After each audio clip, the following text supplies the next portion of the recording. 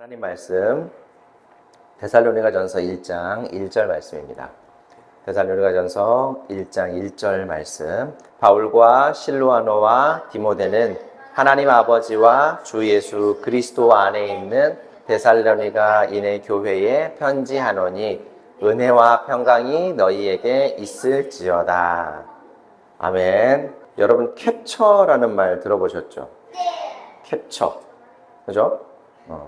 이 말의 사전적인 의미가 잡다, 혹은 포착하다, 혹은 체포하다, 담다, 그리고 사로잡다, 이렇게 좀 여러 가지 뜻이 있는데 실제로 우리가 사용하는 캡처라는 말은 휴대폰 그리고 컴퓨터에서 많이 사용하는 용어이다 보니까 다소 차이가 좀 느껴지죠. 우리가 휴대폰이나 컴퓨터를 사용하다 보면 마음에 드는 그림 혹은 동영상이 있을 때 그 사진이나 동영상을 잘라서 저장해 두는 걸 가리켜서 뭐라고 얘기해요? 캡처라고 하죠. 지금 제가 이렇게 저장해 가지고 보여드리는 건데 저런 게 캡처라고 하죠. 그렇죠? 그러니까 캡처의 원래 의미 중에서 포착하다 혹은 담다 뭐 이런 말과는 지금 우리가 사용하는 휴대폰, 컴퓨터 용어가 일맥상통한다고 볼 수가 있을 것 같아요. 여러분 혹시 많은 사람들이 한 번에 함께 찍은 단체 사진 속에서 사랑하는 사람의 모습을 찾아본 경험이 있는지 모르겠어요. 우리 옛날에 부모님 세대는 이제 제 부모님 세대, 우리 어른들의 부모님 세대는 자녀들이 학교 다닐 때 소풍을 간다거나 혹은 운동회를 하게 되면 이렇게 단체 사진을 찍고는 했었어요. 그래서 그 단체 사진을 학생들하고 선생님들하고 이렇게 다 나누어 갖기도 하고 이랬었는데 그때 정말 그 옛날에는 사진도 이렇게 큰 사진을 잘 안 뽑지 않고 이만한 사진 있잖아요. 진짜 손바닥만한 그런 사진에 깨알같이 이렇게 모여있는 사진들이 있었어요. 근데 그 사진들을 보면서도 묘한 건 부모님은 자기 자녀를 금세 찾아내요. 거기 한 50명, 100명 이렇게 모여있는 사진 속에서도 너 여기 있네 이렇게 하면서 금세 찾아내는 걸 볼 수가 있었어요. 그러면서 야 어떻게 나는 내 모습이고 내가 그때 어디서 찍었다라고 하는 걸 아니까 본인은 그 자기 모습을 금세 찾을 수 있지만 엄마 아빠는 거기 그 자리에 있지도 않았고 내가 어디 있었는지도 잘 알지 못했을 텐데 어떻게 이렇게 금세 한눈에 알아볼까 참 신기하다는 생각을 했던 기억이 있습니다. 근데 요즘 제가 부모가 돼 보니까 저도 그런 것 같아요. 우리 어린이 성도님들도 아마 비슷한 경험을 해봤을 거예요. 처음 학교에 입학해서 하루 일과를 마치고 하교할 때 교문 앞에서 기다리는 여러 부모님들 중에 우리 엄마, 우리 아빠 금세 찾아가서 달려가서 안겨본 기억 있죠? 저는 아마 우리 도희가 가장 최근일 것 같아서 도희가 제일 기억을 잘 할 것 같다라고 생각을 했는데 예상 외네요. 네. 잘 못 찾을 수 있죠. 네. 자, 우리가 지난주부터 데살로니가 전서를 살펴보기 시작했어요. 지난주에는 바울이 데살로니가 지역 성도들에게 편지를 보내면서 자신의 이름과 실로아노와 이제 나중에 가면 이 다른 그 바울의 편지에 보면 이 실로아노의 이름을 실라라고 줄여서 쓰기도 하더라고요. 이 실로아노와 디모데의 이름을 함께 이렇게 써서 보내면서 바울 자신이 박해하던 예수님께서 자신에게 하나님의 나라와 그리스도 예수의 이름을 전하는 굉장히 고귀한 일을 맡겨주신 것을 따라서 실로아노와 디모데와 자신의 영광을 함께 나누었고 이 일은 영원한 하나님 나라에서 하나님께서 우리 모두에게 영광을 함께 나누어 주실 것을 미리 보여주는 그림이다라고 했습니다.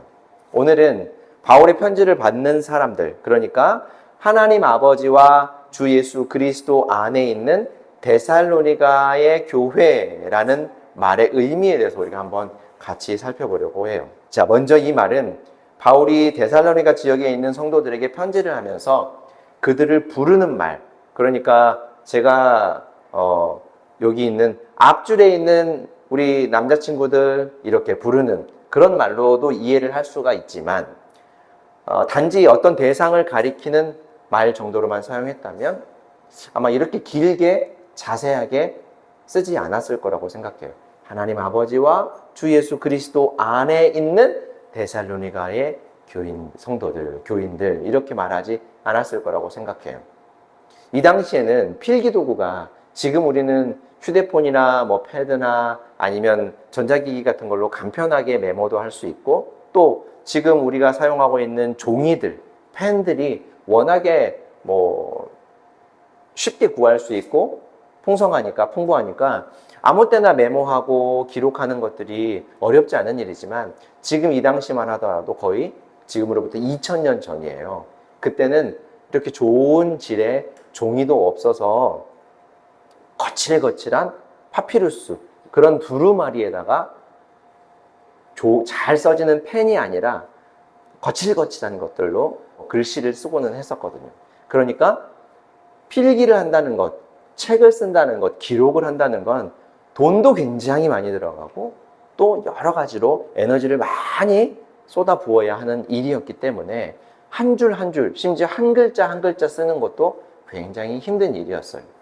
그런데도 불구하고 하나님 아버지와 주 예수 그리스도 안에 있는 데살로니가인의 교회라는 말을 쓴 것을 보면 그저 누구누구에게, 어떤 사람들에게 라는 말보다는 좀 더 깊은 의미가 담겨 있다라는 것을 우리가 생각해야 돼요. 자, 먼저 우리가 주목해야 할 말은 교회라는 말이에요. 성경에 쓰인 이 교회라는 말은 에클레시아라는 말인데요. 그리스 말이에요. 헬라어의 그리스도인들의 모임이라는 의미를 담고 있는 말입니다.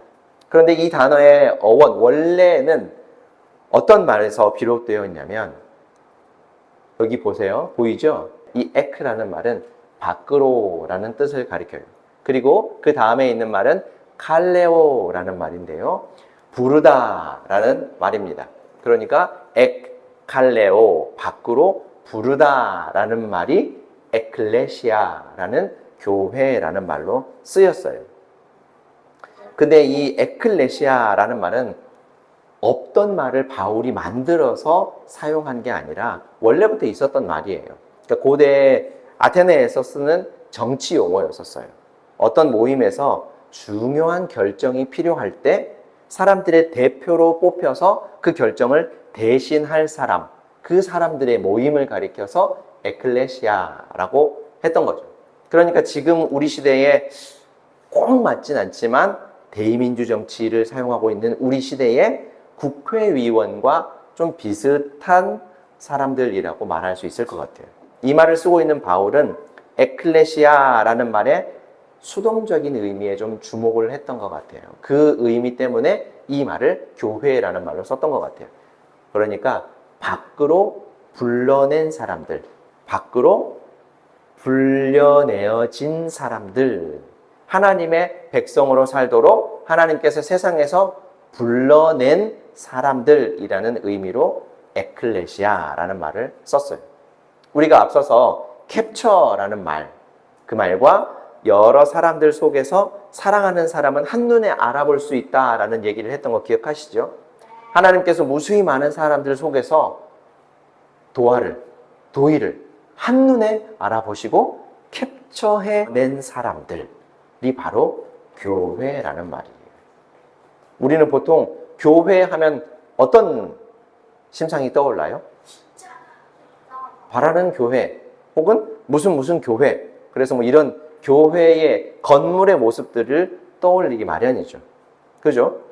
성경에서도 교회를 연상하게 하는 말들이 있어요. 대표적으로 한 가지만 살펴보면 회당이라는 말이 있습니다. 이 회당이라고 하면 누군가가 떠오르지 않습니까?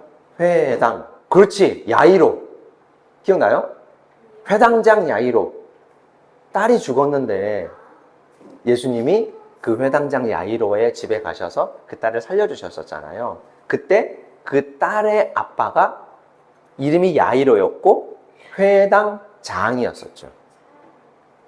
회당은 유대인 성인 남성 10명이 모이면 그곳을 회당이라고 했어요. 유대인들은 이 회당을 중심으로 구약 성경, 특히 모세오경, 창세기, 출애굽기, 레위기, 민수기, 신명기, 그리고 선지서 뭐 요나서, 우리가 지난번에 살펴보았던 요나서라든지 그런 선지자들의 글을 중심으로 몇몇 구약 성경을 계속해서 반복적으로 읽고 기도하고 또 그 말씀을 가지고 자녀들을 가르치고 또 자녀들에게 성경을 외우게 시켰어요. 암송하도록. 그래서 유대인들은 어렸을 때부터 성경을 창세기, 출애굽기, 레위기, 민수기, 신명기 같은 이런 5권의 모세의 글 같은 경우는 달달달달 외우는 친구들이 참 많아요. 뿐만 아니라 동네에 유대인들이 모여서 여러 가지 정보를 공유하고 또 서로서로 일자리를 알아봐 주기도 하는 등의 유대인들의 생활에, 전반적인 생활에 구심점 역할을 했던 것이 바로 회당이었습니다. 그동안 한국교회가 지향했던 교회의 모습이 아마 이 모습과 비슷한 것 같아요. 근데 비극은 여기에 있어요.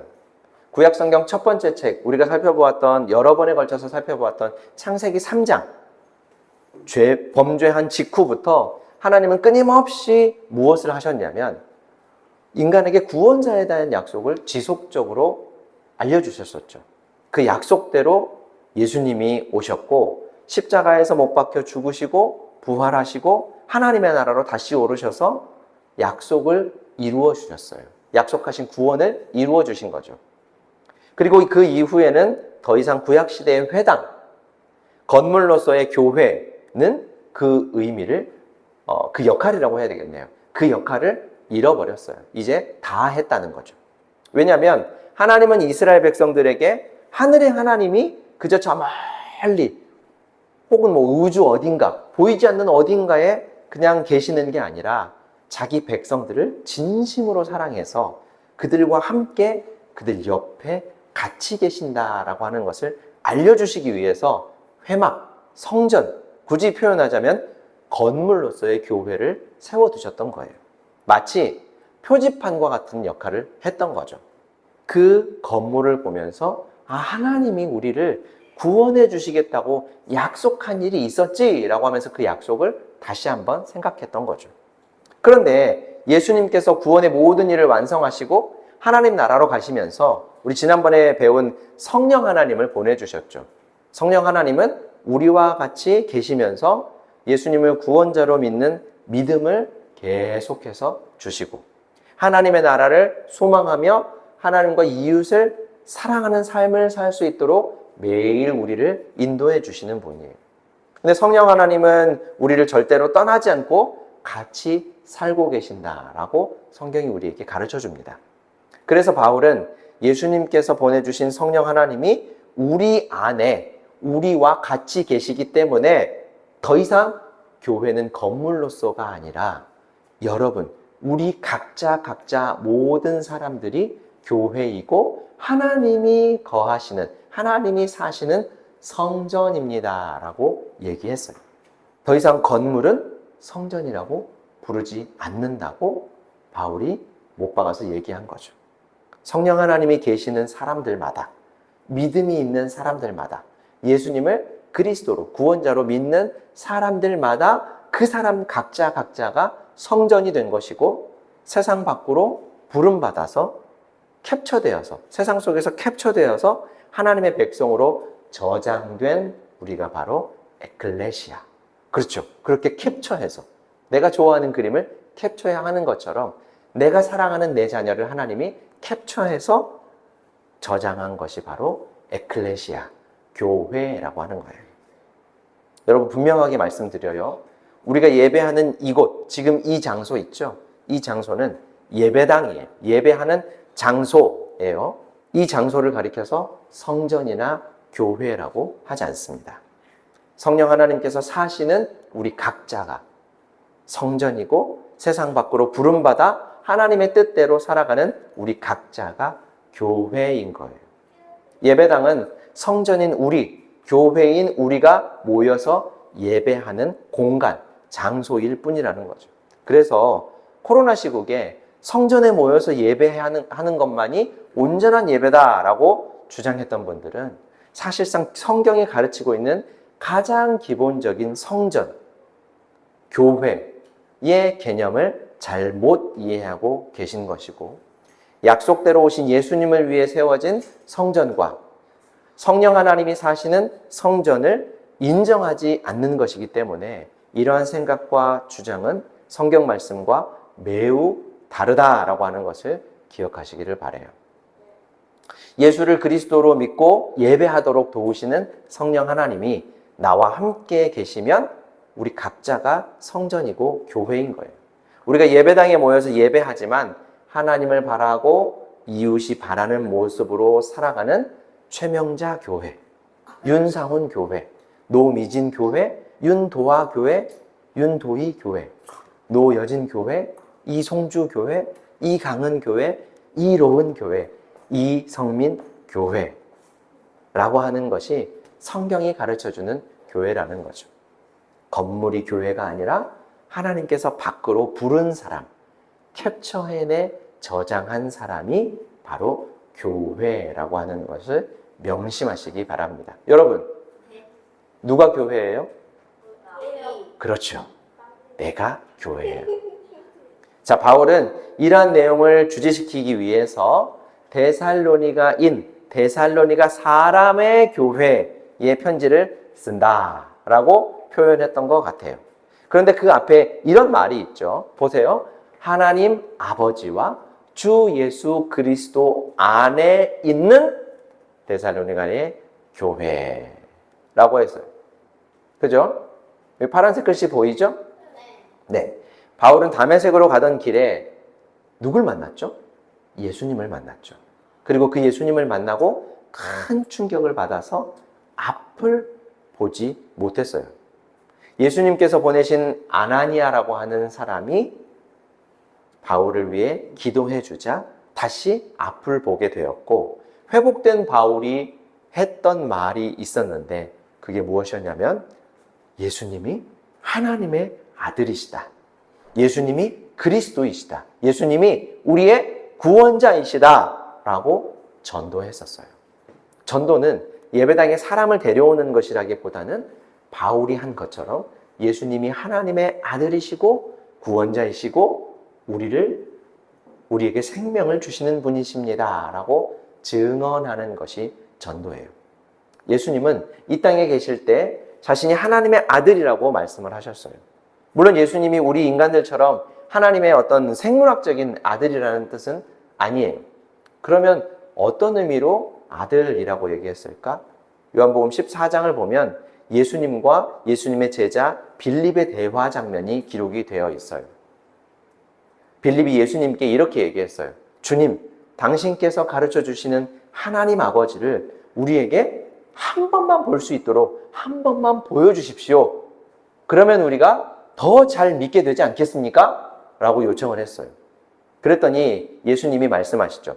빌립, 그동안 내가 여러분과 함께 지냈는데도, 그동안 여러 날 동안 여러분과 함께 지냈는데도 당신은 나를 알아보지 못하는 것입니까? 나를 본 사람은 하나님 아버지를 본 것과 같습니다. 그런데 나에게 아버지를 또 보여달라고 하는 것입니까?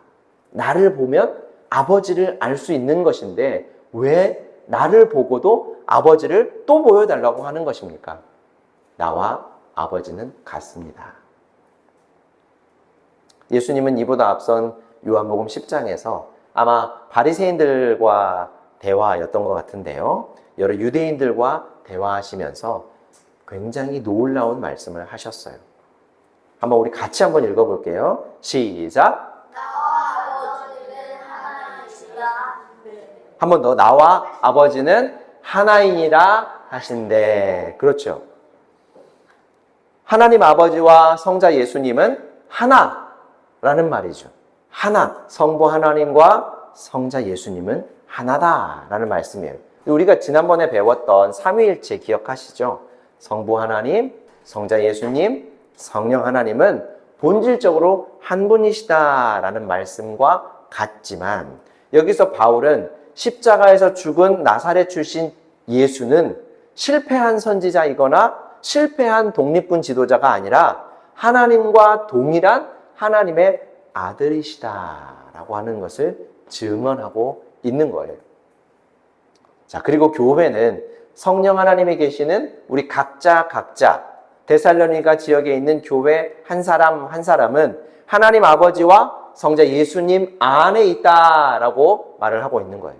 근데 여러분, 안에 있다라는 말이 무슨 의미일까요? 하나님은 영이시기 때문에 몸이 없으시니까 눈으로 볼 수도 없고 손으로 만져볼 수도 없고 더욱이 우리가 그 안에 쏙 들어갈 수도 없는데, 지금 우리 이렇게 예배당 공간에는 우리가 문을 열고 쏙 들어오면 들어올 수 있잖아요. 그러면 바라는 교회 예배당 안에 우리가 안에 있다, 예배당 안에 있다라고 말할 수 있는데, 하나님은 그렇게 어떤 공간이거나 아니면 육체가 있는 분이 아니시잖아요. 이 안에 있다라는 말은 오늘 설교 제목에 이식되었다라는 말로 이해하면 좋을 것 같아요. 이식이라는 말의 뜻은 살아있는 조직이나 장기를 몸의 다른 부분이나 또는 다른 몸에 옮겨 붙이는 일을 이식이라고 해요.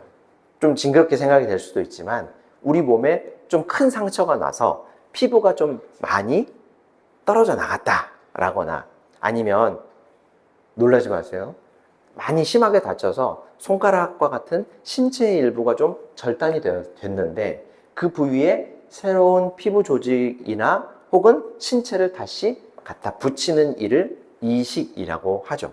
요즘에는 우리 몸 안에 심장이나 간이나 또 신장과 같은 장기가 심하게 망가졌을 때 건강한 장기를 옮겨서 붙여주는 것을 이식이라고도 해요. 사실 이식을 받는 사람을 살리기 위해서 한 건데, 오늘 제가 설명하려는 의도는 사실 정반대예요. 마치 나뭇가지가 줄기에서 떨어져 땅에 떨어지면 얼마 지나지 않아서 그 줄기는 어떻게 돼요? 말라서 죽게 되죠. 왜 그렇습니까? 뿌리와 원줄기로부터 영양분을, 수분을 공급받지 못하기 때문에 죽는 거죠. 그래서 끊어져서 떨어진 가지를 살리려면 어떻게 해야 되냐면 다시 건강한 줄기에 접붙이기를 해줘야 돼요. 그러면 죽었던 가지가 다시 살아나서 나뭇잎도 나오고 열매도 맺힐 수 있게 돼요. 성경은 우리가 줄기에서 잘려나간 가지와 같아서 줄기이신 하나님께서 우리를 자신에게 다시 접붙여 주셨다라고 말씀합니다. 잘려나간 나뭇가지는 다시 줄기로부터 양분을 공급받지 못하는 이상 죽은 것이나 다름이 없는 거죠. 우리도 죄 때문에 하나님으로부터 잘려나간 가지들과 같은 그런 존재들이었는데 예수님의 희생으로 다시 접붙여져서 영원한 생명을 공급받게 되었다라는 거예요. 자, 사랑하는 성도 여러분, 성전이고 교회인 여러분, 바울이 데살로니가 지역의 성도들을 하나님 아버지와 주 예수 그리스도 안에 있는 교회들이라고 불렀어요. 죄 때문에 하나님에게서 떨어져 나간 혹은 잘려 나간 나뭇가지들이 예수 그리스도 때문에 하나님에게 다시 이식된 사람들, 그보다 앞서 줄기에서 잘려나간 수많은 가지더미 속에서 캡처되어 건져진 사람들, 이제는 다시 영원한 생명을 줄기이신 하나님으로부터 공급받으며 살아가는 사람들이라는 의미로 교회의 정체성을 설명하고 있는데, 내가 이러한 교회의 정체성을 가지고 나는 이런 교회다라는 생각을 가지고 하나님을 바라고 이웃이 바라는 교회의 삶을 살아가시기를 주님의 이름으로 축원합니다. 사랑과 은혜가 풍성하신 하나님 우리 아버지, 하나님을 왕으로 인정하지 않고 내가 스스로 왕이 되어 마치 내가 나에게 생명을 주고 내가 나를 영원히 책임질 수 있는 것처럼 살아가는 죄 때문에 하나님으로부터 잘려나갔던 우리를 그냥 버려두지 않으시고 캡처해내시고 하나님에게 이식시켜서 영원한 삶을 살아가는 구원을 맛보게 하시니 감사합니다. 놀라운 이 은혜와 사랑을 누리고 전하며 살아가는 교회들이 되게 하여 주옵소서.